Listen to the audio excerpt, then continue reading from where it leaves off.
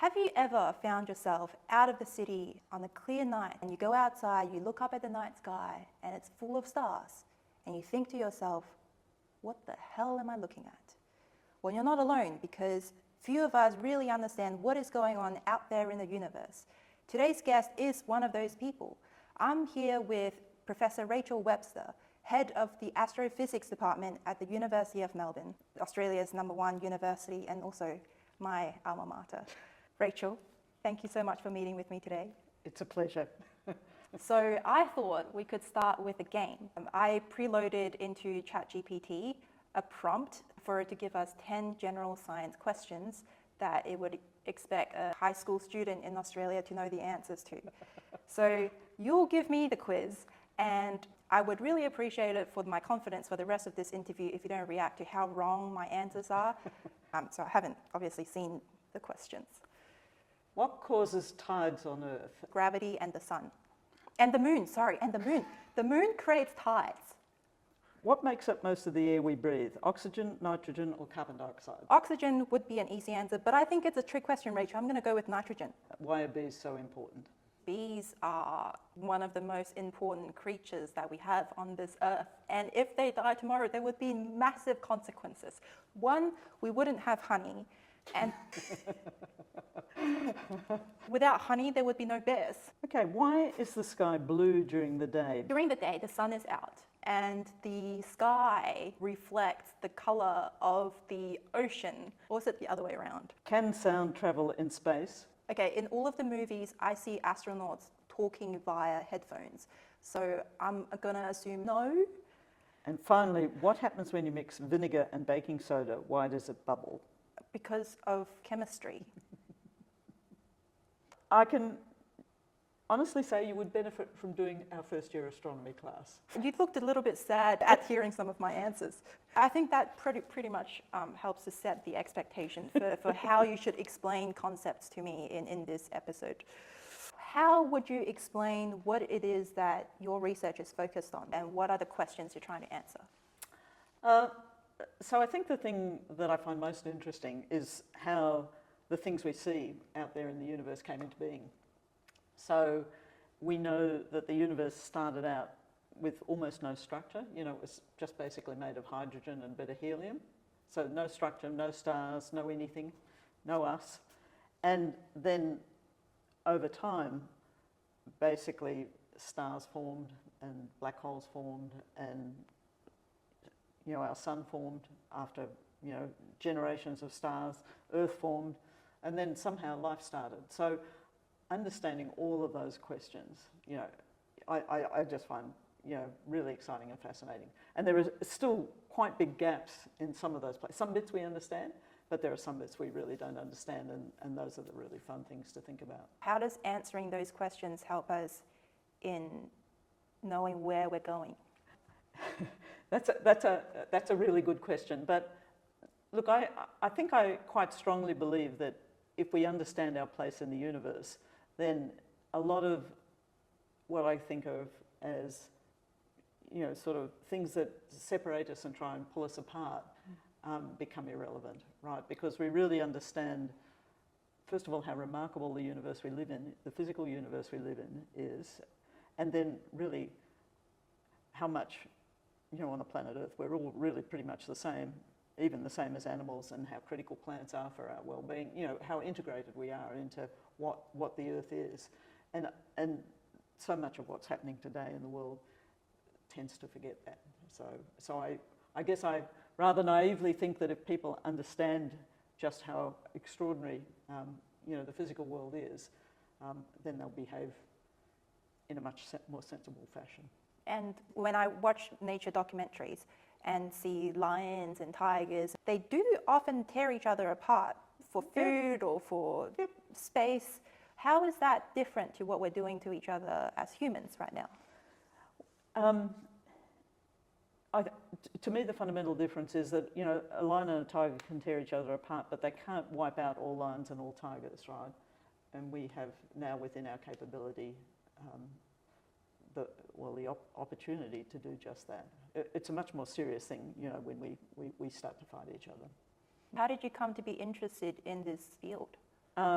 Oh, look, it started. It probably started when I was a kid in about year 9. You know, just doing astronomy at school.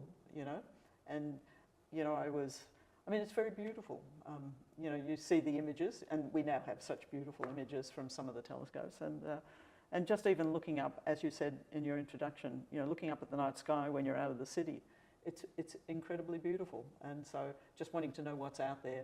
Is there anybody else out there? You know, those are the questions that are. I mean, they're really compelling. So from year 9, you got your interest in astronomy. Yeah. And where did you go after that? Oh, well, so there was something really important that happened in year 12. I wasn't particularly good at English and stuff like that, or at least, you know, I was okay, but I was rather better at maths and science, so I was on the math science track. And then when I was in year 12, we had I had a second cousin in the US, whom I knew a little bit, and he wrote to say that he'd been invited to a physics school at the University of Sydney. And I hadn't heard about this, but I thought it sounded great. And so I wrote to, it was a guy called Professor Harry Messel, whom you may have heard of. He was a very famous, really populariser of physics at the University of Sydney for many years. But he used to run these schools for high school students. So I wrote to Harry Messel and said, I'd like to come to the school too, please. And so he wrote back to me and you know, in words of one syllable said, get your physics teacher to say you're frightfully clever and you can come. So I got my physics teacher to say I was frightfully clever, and off I went. And it was a complete eye-opener for me. First of all, there were 10 kids from the US and 5 from the UK, and I think 5 from Japan, as I recall. But so there was an international cohort. And then most of the Australian kids were chosen from there used to be a science talent search thing that they had, and the award for that would be that they would get to go to the school. And then there was me. But the topic of this conference was inner and outer space. And we had an astronaut there, and that was fantastic. He was on TV, and they even asked the question of him that I'd asked of him, which was, why aren't there women astronauts? So I was really proud of that. But the thing that really changed my life was there was a series of lectures on cosmology, and I was just completely blown away by cosmology. And so sort of really, so I was 17 at the time, and so from that time, I sort of thought, well, that's what I really want to do. If I have any choice, and it wasn't clear to me at the time that I did have a choice, but I thought, I'm going to do cosmology if I have a choice. And so, yeah, that was the start of it. And and that's what I do, cosmology. Which, for those who don't know, is the... Well, it's really a study of the structure and evolution of the universe.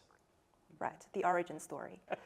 So you went to those lectures, decided you want to be a cosmologist, and you went to university and studied maths, as I learnt. Well, physics, I thought I was going to do physics because that's sort of the route that you should do, and maths. But I ended up dropping out of physics because they weren't so enthusiastic about having women doing physics, as I understood many years later. Take us back in time to like the 1970s, day to day. What does it feel like to be a woman walking into like a physics department? What sort of interactions might you encounter? What conversations might you have? Oh, look, I think the hardest thing was always to be taken seriously, you know. So, and I certainly know at many turns, particularly in my early days, you know, if I had, particularly if I'd led a piece of work, but you know, obviously I would mostly be working with male colleagues, but it was always assumed I wasn't leading the work.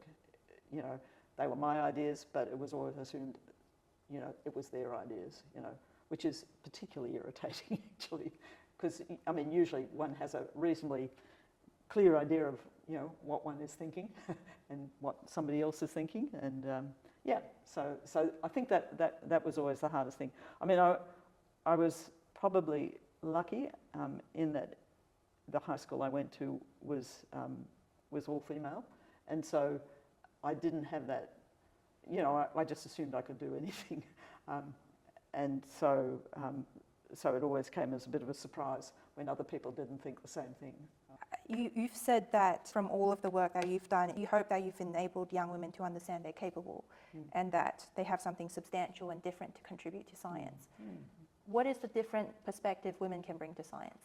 Obviously, the science itself is not in and of itself different. You know, I mean, really what we do as scientists is we look at the physical world and we try to understand why it behaves the way it does. We produce a model, and that model is only good if it can actually predict something new about, and which we then test to see whether it actually works or not, right? So we're looking at the behaviour of the physical world and trying to fit it together in a sensible way, that gives us insight. So, you know, a woman or a man or whatever doing that is not going to do that substantially differently. But, you know, science is a very collaborative, it's in fact a very collaborative enterprise. You don't do it alone. You always are working, even if you don't acknowledge it, you're working with other people or you're standing on other people's shoulders, you know, etc. And I think where the difference arises is, and this is a collective comment, not an individual comment, but collectively I think, you know, women understand that process of working with people and acknowledge it more comfortably. And so, you know, they more naturally form a team, you know, and work with people, you know. So it's quite a different environment. Yeah. And I think generally, you know, within the places I work, it's acknowledged that having women in the team makes it a very different environment to work in, yeah. One of the reasons I really wanted to talk to you is also because you've had a giant career pivot in your 20s. Can you walk us through how did you come back to your dream? Yeah. Okay, so I then ended up going into the Victorian Public Service and working in real estate for, you know, I don't know, 4 or 5 years. I seemed to be quite a natural public servant in some ways. And then at one stage, the minister decided that he needed me during an election campaign. You will understand that working as a minister's personal assistant was not where I wanted to be because, you know, it can taint your the perception of you as an independent. Yeah, you're painted as either red or blue. Yeah. Not that had substantially happened because I was just filling in, but it really did make me think about what did I really want to do, and then I thought, with a bit of prodding from a friend, I thought, well, you know, actually I did really want to be an astronomer. Maybe I can still do it. And so I was in my late 20s by this stage, but, you know, I saved a bit of money because public service salaries are good. And so I started to apply, and I decided there was no astro in Melbourne at the time, and there was Mount Stromlo, but I decided if I was going to do this, I basically decided if I was going to do it, I was going to go to the best possible place I could. Nice. Which I decided was Cambridge. So you applied to Cambridge? So I applied to Cambridge. What happened? And the professor there wrote back and he said, well, we don't really know if you're any good at physics, which I thought was a pretty fair comment. So he said, if you go to Sussex University and do the master's degree there and do well, we'll take you. So that's what I did. So I spent a year in Sussex, which was actually a lot of fun, but I worked quite hard. You'll appreciate this. I had been out of school for so long that I just looked at the stuff in front of me and I thought, I've got to integrate x squared. I've completely forgotten how to integrate x squared. But, you know, it did come back to me, but of course, but it, you know, just everything had dropped out of my brain. And I have to say, the fact that I have done this has been really useful to me in later life when people have come to me and said, oh, look, I've been out of school for a while and I want to do this. And I say, beware, you know, you're going to have to step back and learn stuff again. It'll come back, but, you know, you do forget these things if you don't do them. Anyway, so I did that and did well enough and got into Cambridge and, you know, got a few scholarships to fund my way, yeah, and spent some time there. Were you scared when you got on the plane and left your high-paying, stellar public service job? No, I really didn't think twice about it, actually, I have to say. But look, I ended up spending nearly 13 years away. If I'd known at the time that was going to happen, I probably would have been scared. But I thought I was just going for a year, and I was following my nose. So when I went off to Cambridge, for many years, I've thought of myself as a dilettante because I was doing what I loved, you know, and everybody else was there, you know, sort of beavering away and, you know, taking it all terribly seriously. I just thought, I'm here because I love it, and you know, it's just, I'm blessed because I've been able to do this. So, you know, it was a very different attitude, I guess. So what would you say to someone who's in their mid-20s and they're coming to you and they say, Rachel, I don't feel completely fulfilled and I want to go into this field that I don't have a lot of prior experience in. How do I do this? What do I have to think about? What would be your advice to them? Well, I mean, look, I do think everybody has to decide for themselves what's right for them. But, I mean, I really do feel I've been blessed in that I've done something that I feel that I love and feel passionate about all my life, well, most of my life. And so you do have to take a step backwards, you know, you have to live on the smell of an oily rag for a while, you know, but if you end up doing something that you really love, then it's worth it. So not everybody has that opportunity. You know, sometimes, I mean, you know, if you've got 2 kids, you know, often you don't have that opportunity. You know, you can't step back. But if you can step back, then it's a wonderful thing to be able to do. I don't know if you're a fan of The Big Bang Theory, the show.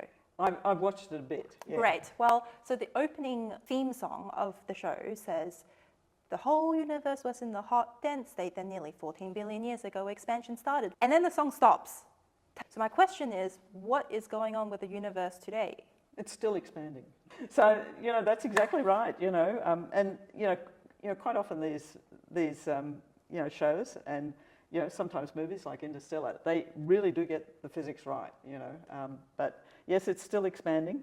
The expansion, you know, the rate of expansion of the universe, our understanding of that has changed over time.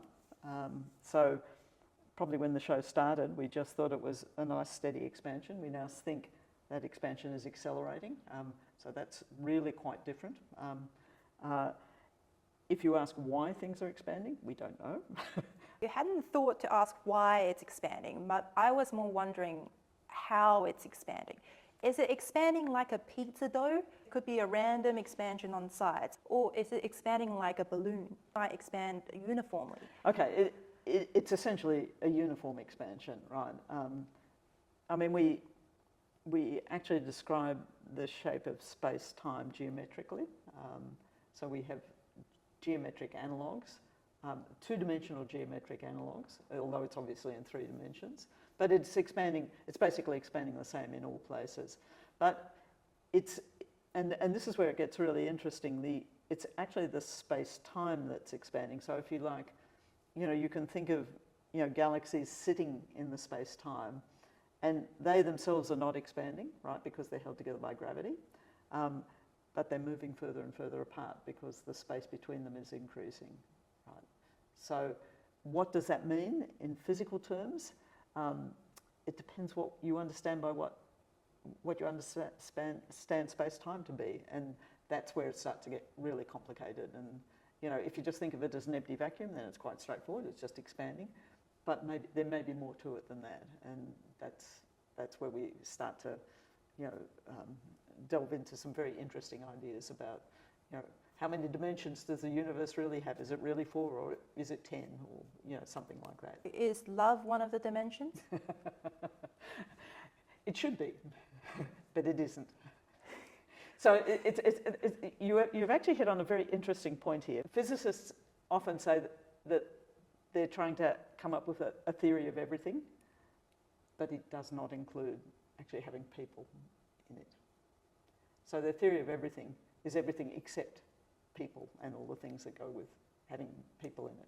Why do they exclude people? Are we not significant enough to be included in your theories? Well, I mean, as I said right back at the beginning, that, you know, the fact that we actually have something that we call life sitting on our planet, I think is perhaps one of the most interesting questions of all, right? Because, you know, it pushes you to try and understand what life is, and this is a question that we're really a very long way from answering. And so, for a physicist to say, "I've got a theory of everything, but it doesn't have life in it," it seems to me that it may be missing some fundamental understanding of what the universe really is. Okay, and when you say the theory of everything, is that reconciling gravity with quantum mechanics? Is that what you mean? Yes, basically. What would understanding that allow us to do? Well, just that. It would allow us to... So there are 4 fundamental forces of nature, right? And 3 of them, we can come up with a framework. I mean, 3 of them look the same. But the 4th one, which is gravity, still looks different, okay? And so the theory of everything that physicists are pursuing has as an underlying belief that they can come up with some theory that will join all 4 of those forces together. Again, what does that do? Well, you know, a lot about physics is coming up with something that's elegant and simple. So it would be very elegant and simple, and would hopefully give you some deeper understanding of the nature of gravity, for example, and of space-time. I think you've made it clear that we are not part of that equation. Great to understand where you guys are at. And going back to that expansion of the universe, if multiverses exist and we're expanding, does that mean we'll eventually rub shoulders with another universe? No, well, almost certainly not. I see you have been doing your homework. You know, we come up with these ideas because there are things that we don't understand. So, for example, we can take the physics we know, we can track it back in time, and, you know, we come up with an incredibly dense, incredibly hot universe, you know. But then, of course, the question is, well, what happened before that, right? And that's where these ideas of multiverses and so on come from, you know. You know, if we exist, maybe there's another one just like us, you know, or that's evolved slightly differently, but so on and so forth. The thing, though, is, as far as we understand today, the information that comes to us comes in very limited form. So, you know, it comes with photons, for example. It comes on particles, maybe, but back at those very early times, there weren't any particles. There was essentially just sort of things like photons. Gravitational waves is something new in the last 10 years or so that we've been able to detect. There's information there. But none of these things will survive that beginning of the universe. So in other words, we can't get any information from that time before what we call the Big Bang. And so we can ask these questions, but there is nothing in our physical world that we know of that would allow us to ever know what went on beforehand. How does that relate to the multiverses question? Well, because the multiverse is another universe over here, and so we're not going to ever know whether it's there or not. Because we can't go back to the start of our universe. Well, how are we going to communicate with it? You know, to know something's there, you've got to receive some information. Well, in Spider-Man, they are able to travel to multiple different universes. So we can't do it, you're saying. We can't ever know. Yeah. There is no technological advances that will allow us to know if another universe exists. I mean, you know, no scientist, I think, would ever say that it can never be known, but what you can say is that it can never be known with what we know about our physical universe today. All right, okay, well, let's move on. So what about the end of the universe? What does that look like? Well, you know, as you've remarked, I've been around for quite a while, and cosmology has evolved quite a bit in that time. So, you know, 20 years ago, we would say, well, the universe might end like this, or it might end like that, or it might end like something else. But these days, we know that the expansion of the universe is accelerating. In other words, it's getting faster and faster and faster, which means that things are getting further and further apart. And and that expansion means that the universe gets colder too. So stars live out their lives and then they die, and eventually, everything becomes very cold and distant, and you just sort of fade out of existence. It's not very nice, actually. So, but it's a long way off, so you don't need to panic about it. The universe is expanding, but the Earth is not being stretched out. No, but our sun, which is quite critical to us living our lives, will end its life in about 5 billion years. Okay, and it'll go through some phases. It'll form a planetary nebula. It'll kick a lot of stuff out. Some of that stuff may, gravitationally, come together and form another star, but that'll only live for 10 billion years or something. Is there a world in which the sun burns us to death? The sun, yes. So the sun, the evolution of the sun, it forms something called a red giant, and that red giant will be much bigger than it currently is. So that the sun in the sky will, subtend a much bigger angle. It won't be quite as yellow. It will obviously start to cool down on the surface and become redder. But yes, the temperature, the local temperature, will go up even more than what we're doing to it now. So we don't want to be here when that happens. But that's billions of years away. Okay. You were pretty certain that we wouldn't be here in the freezing to death scenario, but you don't seem as certain the freezing about to this death one, we're talking about 100 billion years, right? The sun going into a red giant is more like 3 or 4 billion years, maybe 3. So we could be here. We have to behave ourselves a lot better than we are now. What can we do to stop it? Well, we certainly can't do anything.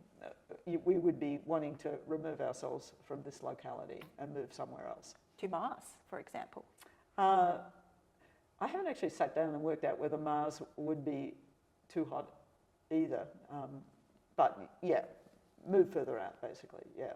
If that is billions of years away, what is the biggest threat to humanity today? Us. Can you be more specific? Well, and I know we've spoken about this before, but the way we're managing our lives on the planet is not conducive for long-term pleasant survival. So I suppose you could say we're geoengineering the planet. We're changing the atmosphere substantially. We're changing it it's an experiment where we do not understand what the outcome will be. So it's not what you would call a controlled experiment. And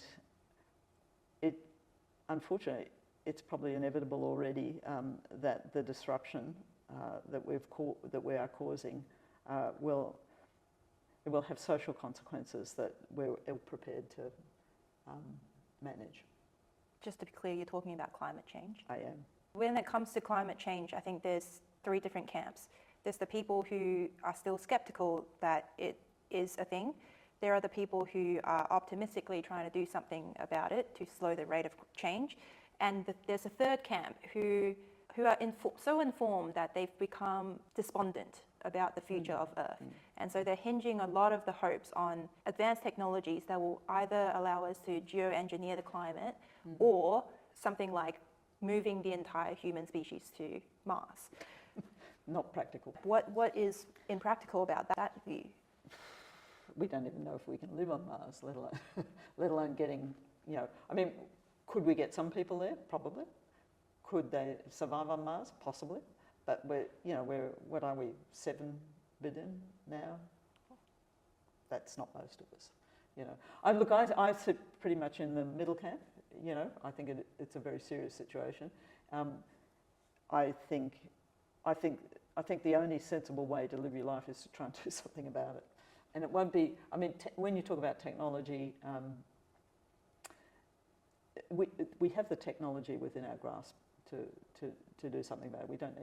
We don't need really fancy new solutions if we're prepared to make the right decisions. You mean change our behaviours? Yes. I think it might be easier to think that there is a solution out there in space. But you're saying that's impractical. The space thing is impractical. Yeah, totally. And the timescale that we've got to actually do something on is quite short. So, I mean, if we were looking at a couple of 100 years or something, maybe there might be some degrees of practicality. We haven't got that long. I mean, you just think about the logistics. They're enormous. So the best bet is the planet we're on today. The best bet is the planet we're on today. Yeah, and also, if you really think about it, to solve your problems by running away, which is essentially what it is, it's not a long-term strategy. Right, because we'll just stuff up Mars. Yep. Right. In your research, you obviously deal a lot with what the start of the universe looks like, how it might end. Do you think you'll ever come across a piece of research that is so shockingly depressing that you would withhold it from public? Because even though it might be true and it might be important, it may not be that productive for people to know. Yeah. I mean, that's an interesting question. I mean, is there a piece of information that I would withhold? It's a really interesting question. I don't know. I suppose the question you're sort of really asking is if you did a piece of science or something like that and you understood that something was going to happen in 2 years' time and there was absolutely nothing you could do about it, what would you do with it? Would you tell people? Probably not, if there's nothing you could do about it. Because what would be the point? Do you think a lot of people might change the way they live if they know they only have 2 more years to live? Give people a chance. That would probably be true, they might, but to what end? They're not going to be there anyway at the end of it. Let's talk about AI. What are the things you're excited about? What are the things you're concerned about? Okay. So what AI can do is it can allow us to deal with huge amounts of data in a not, using techniques that are not very precise. Okay, so they're kind of general, So we sort of get a rough idea of what's going on, but we don't necessarily get, if you like, the right answer. Okay. So it's essentially just a bunch of algorithms, right, that are able to organise things a lot faster using quite clever techniques than we normally do. So what concerns me about it? And so do we use it? Yes, absolutely. Okay, but I hope, particularly with our graduate students and so on who do use it, that by using it they come to know what it can't do, right, rather than what it can do, if that makes sense. So, if you want to drill down and ask, will AI get something right for this person here? The answer is maybe, maybe not. Will I ever know? No, because do I understand the process by which it got to that conclusion? No, I do not. Okay, so one of the concerns, and I was just discussing this with a colleague the other day, but we both use AI, we both go and do the same problem, we use AI techniques to do it. We come up with different answers. Why do we come up with different answers? Because the process is ill-defined. Okay, and we're both sort of right, and we're both sort of wrong. Okay, and so that has advantages, as I say, if you've got a lot of data and you sort of kind of want something general. But if you really want to get something right, and you want to be able to check it, it's not a good place to be. Because you can't see the process and therefore you can't replicate methodology to check. That's right, that's right. So if one of our students goes to ChatGPT and asks them to write an essay on something or other, the answer will come back. It will be very definite that it's right, but is it? And the question is, how can they check that? And do they check it? Well, they don't check it. And can they be sure it's right? Well, no, they can't. And that's because the hoovering up of information, for example, that something like that does, collects sources that are both correct and incorrect. No We'll say. have a lot of rubbish, being spat out at us, and we have no way of telling whether it's right or wrong. So knowing what you know now about AI, what skills would you advise high school students to focus on? Well, I think they should understand how it works, right? Because that's the best antidote to being skeptical, basically. So that's one of my concerns. There is another concern, and it comes back to the climate change stuff. The amount of water, the amount of electricity that is used are insane, right? I'm spending a lot of time going around saying to my students, on the top of your shoulders, you have a really, really good computer that is actually still way better than any huge data center that anybody builds. Use it. Don't go, twiddling and, sending it off to some, water guzzling, computer when you can actually work this out yourself, right? And on top of all of that, so water's insane, electricity's insane, and they haven't monitorised it yet, and they will. So suddenly you're going to have moved all your systems across to AI, and then they're going to push the button. It's a bit like sort of Uber or something, and say, actually, now you're going to have to pay for it because it's really expensive, and you're going to be stuffed, right? Because all your systems are sitting in this complex environment that you don't understand, and what choice are you going to have? That you take it off and start rebuilding them again, So I think it's crazy stuff, The United States government is cutting funding to research institutions and universities. Also, they're making it a bit more difficult for immigrants to go there to study and work. How can Australia attract the brain drain from the US? Well, there are a few groups, the Academy of Science is one, but who are trying to see if some of that brain drain can flow to Australia. It costs money, and so far the universities are suffering a bit at the moment because of the knee-jerk reaction to limiting international students. That happened about 2 years ago. That was so extraordinarily short-sighted at every level. But the impact on the universities is that they're funding a lot, apart from the big ones, they're all suffering because the international student fees, in fact, were holding up the funding, of the universities. So the capacity of the universities to actually think that they could attract some of this talent is almost non-existent. And so that only leaves the government, and I think the chance of the government seriously stepping in is small. But the answer is money. Money, yeah. There are people who'll come. We've got, we've got a woman who runs the space agency in Arizona who wants to come here. But will we get the money to bring her? Probably not.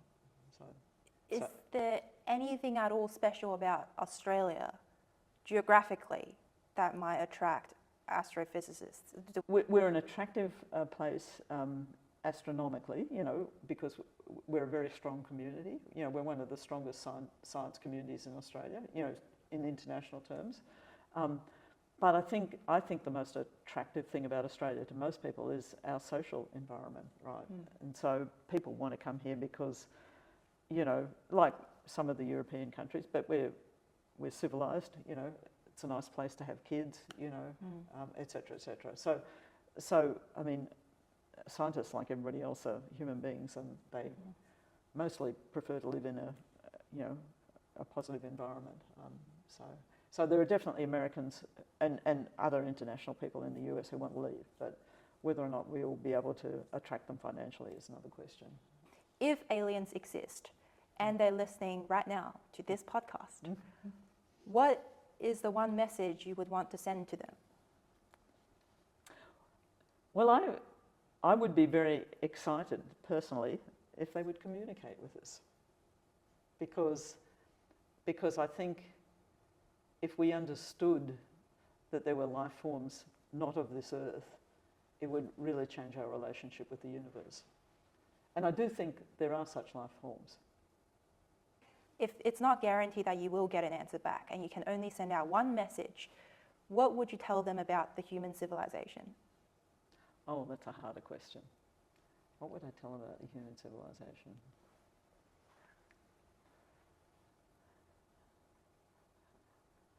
Well, I don't think we're very sophisticated, as a living, as a living entity, but we're trying hard.